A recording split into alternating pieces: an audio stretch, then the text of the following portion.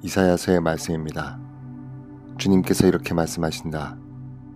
여기에 나의 종이 있다. 그는 내가 붙들어주는 이, 내가 선택한 이, 내 마음에 드는 이다. 내가 그에게 나의 영을 주었으니 그는 민족들에게 공정을 펴리라. 그는 외치지도 않고 목소리를 높이지도 않으며 그 소리가 거리에서 들리게 하지도 않으리라. 그는 부러진 갈대를 꺾지 않고 꺼져가는 심지를 끄지 않으리라. 그는 성실하게 공정을 펴리라. 그는 지치지 않고 기가 꺾이는 일 없이 마침내 세상에 공정을 세우리니 섬들도 그의 가르침을 고대하리라. 주님인 내가 의로움으로 너를 부르고 네 손을 붙잡아 주었다. 내가 너를 빚어 만들어 백성을 위한 계약이 되고 민족들의 빛이 되게 하였으니 보지 못하는 눈을 뜨게 하고 갇힌 이들을 감옥에서 어둠 속에 앉아있는 이들을 감방에서 풀어주기 위함이다. 주님의 말씀입니다. 사도행전의 말씀입니다. 그 무렵 베드로가 입을 열어 말하였다. 나는 이제 참으로 깨달았습니다. 하느님께서 사람을 차별하지 않으시고 어떤 민족에서건 당신을 경외하며 의로운 일을 하는 사람은 다 받아주십니다. 하느님께서 예수 그리스도 곧 만민의 주님을 통하여 평화의 복음을 전하시면서 이스라엘 자손들에게 보내신 말씀을 여러분은 알고 있습니다. 그리고 요한이 세례를 선포한 이래 갈릴레아에서 시작하여 온 유다 지방에 걸쳐 일어난 일과 하느님께서 나자렛 출신 예수님께 성령과 힘을 부어주신 일도 알고 있습니다. 이 예수님께서 두루 다니시며 좋은 일을 하시고 악마에게 짓눌리는 이들을 모두 고쳐주셨습니다. 하느님께서 그분과 함께 계셨기 때문입니다. 주님의 말씀입니다. 사무엘기 상권의 시작입니다. 에프라임 산악지방에 줍족의 라마타임 사람이 하나 살고 있었다. 그의 이름은 엘카나였는데 에프라임족 여로함의 아들이고 엘리후의 손자이며 토후의 중손이고 춥의 현손이었다. 그에게는 아내가 둘 있었다. 한 아내의 이름은 한나이고 다른 아내의 이름은 푸닌나였다. 푸닌나에게는 아들이 있었지만 한나에게는 아이가 없었다. 엘카나는 해마다 자기 성읍을 떠나 실로에 올라가서 만군의 주님께 예배와 제사를 드렸다. 그곳에는 엘리의 두 아들 호프니와 피느하스가 주님의 사제로 있었다. 제사를 드리는 날 엘카나는 아내 푸닌나와 그의 아들 딸들에게 제물의 몫을 나누어 주었다. 그러나 한나에게는 한 몫밖에 줄 수 없었다. 엘카나는 한나를 사랑하였지만 주님께서 그의 태를 닫아 놓으셨기 때문이다. 더구나 적수 푸닌나는 주님께서 한나의 태를 닫아 놓으셨으므로 그를 괴롭히려고 그의 화를 몹시 돋우었다. 이런 일이 해마다 되풀이되었다.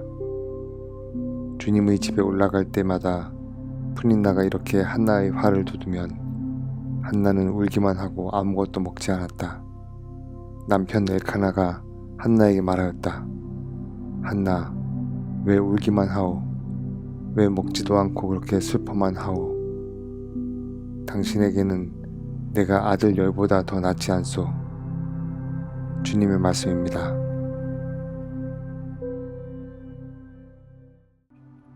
사무엘기 상권의 말씀입니다. 그 무렵 실로에서 음식을 먹고 마신 뒤에 한나가 일어섰다. 그때 엘리사제는 주님의 성전 문설주 곁에 있는 의자에 앉아 있었다. 한나는 마음이 쓰라려 흐느껴 울면서 주님께 기도하였다. 그는 서원하며 이렇게 말하였다. 만군의 주님, 이 여종의 가련한 모습을 눈여겨보시고 저를 기억하신다면 그리하여 당신 여종을 잊지 않으시고 당신 여종에게 아들 하나만 허락해 주신다면 그 아이를 한평생 주님께 바치고 그 아이의 머리에 면도칼을 대지 않겠습니다. 한나가 주님 앞에서 오래도록 기도하고 있는 동안에 엘리는 그의 입을 지켜보고 있었다. 한나는 속으로 빌고 있었으므로 입술만 움직일 뿐 소리가 들리지 않았다. 그래서 엘리는 그를 술 취한 여자로 생각하고 그를 나무라며 언제까지 이렇게 술에 취해 있을 참이요, 술 좀 깨시오 하고 말하였다. 그러자 한나가 이렇게 대답하였다. 아닙니다, 나으리. 포도주나 독주를 마신 것이 아닙니다. 저는 마음이 무거워 주님 앞에서 제 마음을 털어놓고 있었을 따름입니다. 그러니 당신 여종을 좋지 않은 여자로 여기지 말아 주십시오. 저는 너무 괴롭고 분해서 이제껏 하소연하고 있었을 뿐입니다. 그러자 엘리가 안심하고 돌아가시오. 이스라엘의 하느님께서 당신이 드린 청을 들어주실 것이오 하고 대답하였다. 한나는 나리께서 당신 여종을 너그럽게 보아주시기 바랍니다 하고는 그 길로 가서 음식을 먹었다. 그의 얼굴이 더 이상 전과 같이 어둡지 않았다. 다음 날 아침 그들은 일찍 일어나 주님께 예배를 드리고 라마에 있는 집으로 돌아갔다. 엘카나가 아내 한나와 잠자리를 같이 하자 주님께서는 한나를 기억해 주셨다. 때가 되자 한나가 임신하여 아들을 낳았다. 한나는 내가 주님께 청을 드려 얻었다 하면서 아이의 이름을 사무엘이라고 하였다. 주님의 말씀입니다. 사무엘기 상권의 말씀입니다. 그 무렵 소년 사무엘은 엘리 앞에서 주님을 섬기고 있었다. 그때 주님의 말씀이 드물게 내렸고 환시도 자주 있지 않았다. 어느 날 엘리는 잠자리에 누워 자고 있었다. 그는 이미 눈이 침침해지기 시작하여 잘 볼 수가 없었다. 하느님의 등불이 아직 꺼지기 전에 사무엘이 하느님의 궤가 있는 주님의 성전에서 자고 있었는데 주님께서 사무엘을 부르셨다. 그가 예 하고 대답하고는 엘리에게 가서 저를 부르셨는지요? 저 여기 있습니다 하고 말하였다. 그러나 엘리는 나는 너를 부른 적이 없다. 돌아가 자라 하였다. 그래서 사무엘은 돌아와 자리에 누웠다. 주님께서 다시 사무엘을 부르시자 그가 일어나 엘리에게 가서 저를 부르셨는지요? 저 여기에 있습니다 하고 말하였다. 그러나 엘리는 내 아들아, 나는 너를 부른 적이 없다.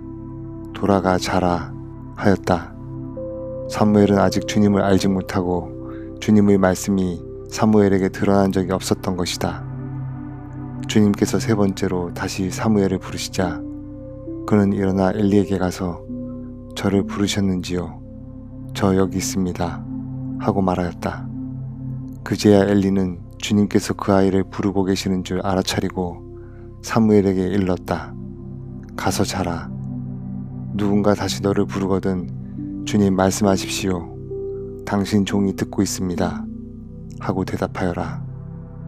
사무엘은 돌아와 잠자리에 누웠다.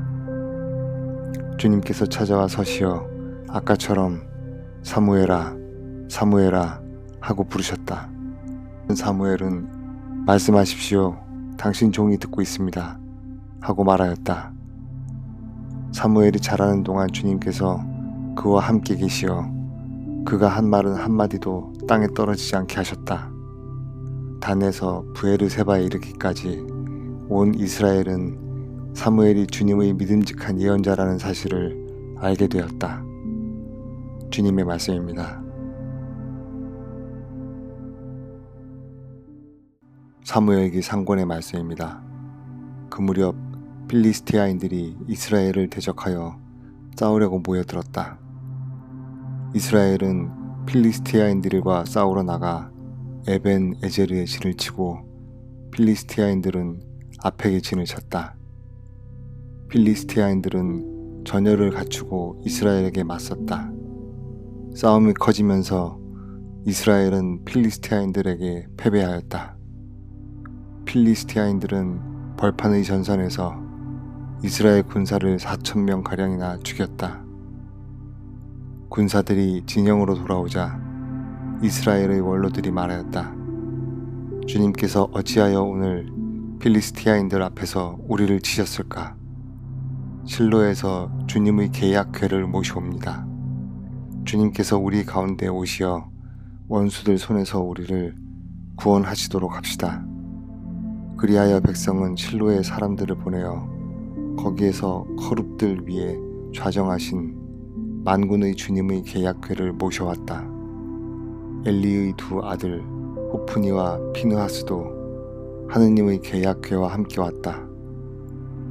주님의 계약궤가 진영에 도착하자 온 이스라엘은 땅이 뒤흔들리도록 큰 함성을 올렸다.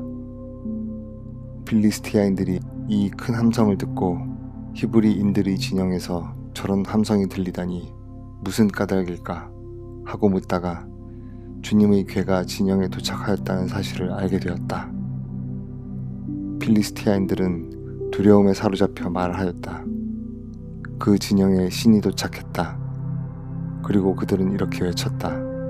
우리는 망했다. 이런 일은 일찍이 없었는데 우리는 망했다. 누가 저 강력한 신의 손에서 우리를 구원하겠는가? 저 신은 광야에서 갖가지 재앙으로 이집트인들을 친 신이 아니냐? 그러니 필리스티아인들아, 사나이답게 힘을 내어라.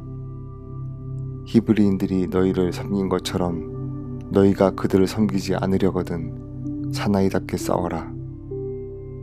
필리스티아인들이 이렇게 싸우자 이스라엘은 패배하여 저마다 자기 천막으로 도망쳤다. 이리하여 대사륙이 벌어졌는데 이스라엘군은 보병이 3만이나 쓰러졌으며 하느님의 궤도 빼앗기고 엘리의 두 아들 호프니와 피느하스도 죽었다. 주님의 말씀입니다. 사무엘기 상권의 말씀입니다. 그 무렵 모든 이스라엘 원로들이 모여 라마로 사무엘을 찾아가 청하였다. 어르신께서는 이미 나이가 많으시고 아드님들은 당신의 길을 따라 걷지 않고 있으니 이제 다른 모든 민족들처럼 우리를 통치할 임금을 우리에게 세워주십시오. 사무엘은 우리를 통치할 임금을 정해주십시오 하는 그들의 말을 듣고 마음이 언짢아 주님께 기도하였다. 주님께서는 사무엘에게 말씀하셨다. 백성이 너에게 하는 말을 다 들어주어라. 그들은 사실 너를 배척한 것이 아니라 나를 배척하여 더 이상 나를 자기네 임금으로 삼지 않으려는 것이다. 사무엘은 자기한테 임금을 요구하는 백성에게 주님의 말씀을 모두 전하였다. 사무엘은 이렇게 말하였다. 이것이 여러분을 다스릴 임금의 권한이요. 그는 여러분의 아들들을 데려다가 자기 병거와 말 다루는 일을 시키고 병거 앞에서 달리게 할 것이요. 천인 대장이나 50인 대장으로 삼기도 하고 그의 밭을 갈고 수확하게 할 것이며 무기와 병거의 장비를 만들게도 할 것이요. 또한 그는 여러분의 딸들을 데려다가 향 제조사와 요리사와 제빵 기술사로 삼을 것이요. 그는 여러분의 가장 좋은 밭과 포도원과 올리브 밭을 빼앗아 자기 신하들에게 주고 여러분의 곡식과 포도밭에서 11조를 거두어 자기 내시들과 신하들에게 줄 것이요. 여러분의 남종과 여종과 가장 뛰어난 젊은이들 그리고 여러분의 나귀들을 끌어다가 자기 일을 시킬 것이요. 여러분의 양떼에서도 11조를 거두어 갈 것이며 여러분마저 그의 종이 될 것이요. 그제야 여러분은 스스로 뽑은 임금 때문에 울부짖겠지만 그때 주님께서는 응답하지 않으실 것이요. 그러나 백성은 사무엘의 말을 듣기를 마다하며 말하였다. 상관없습니다. 우리에게는 임금이 꼭 있어야 하겠습니다. 그래야 우리도 다른 모든 민족들처럼 임금이 우리를 통치하고 우리 앞에 나서서 전쟁을 이끌 수 있게 될 것입니다. 사무엘은 백성의 말을 다 듣고 나서 그대로 주님께 아뢰었다. 주님께서는 사무엘에게 그들의 말을 들어 그들에게 임금을 세워주어라 하고 이르셨다. 주님의 말씀입니다.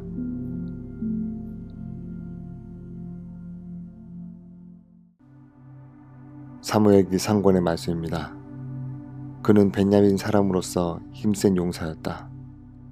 그에게는 아들이 하나 있었다. 이름은 사울인데 잘생긴 젊은이였다.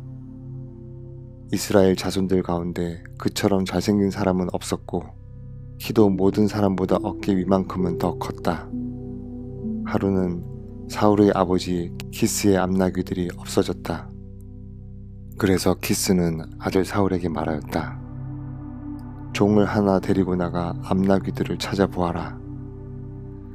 사울은 종과 함께 에프라임 산악지방을 돌아다니고 살리사 지방도 돌아다녔지만 찾지 못하였다. 그들은 사알림 지방까지 돌아다녔는데 거기에도 없었다. 다시 베냐민 지방을 돌아다녔으나 역시 찾지 못하였다. 사무엘이 사울을 보는 순간 주님께서 사무엘에게 말씀하셨다. 이 사람이 내가 너에게 말한 바로 그 사람이다. 이 사람이 내 백성을 다스릴 것이다. 사울이 성문 안에서 사무엘에게 다가가 물었다. 선견자의 댁이 어디인지 알려주십시오. 사무엘이 사울에게 대답하였다. 내가 그 선견자요. 앞장서서 산당으로 올라가시오. 두 분은 오늘 나와 함께 음식을 들고 내일 아침에 가시오. 그때 당신이 마음에 두고 있는 일도 다 일러주겠소. 사무엘은 기름병을 가져다가 사울의 머리에 붓고 입을 맞춘 다음 이렇게 말하였다. 주님께서 당신에게 기름을 부으시어 그분의 소유인 이스라엘의 영도자로 세우셨소. 이제 당신은 주님의 백성을 다스리고 그 원수들의 손에서 그들을 구할 것이오. 주님의 말씀입니다.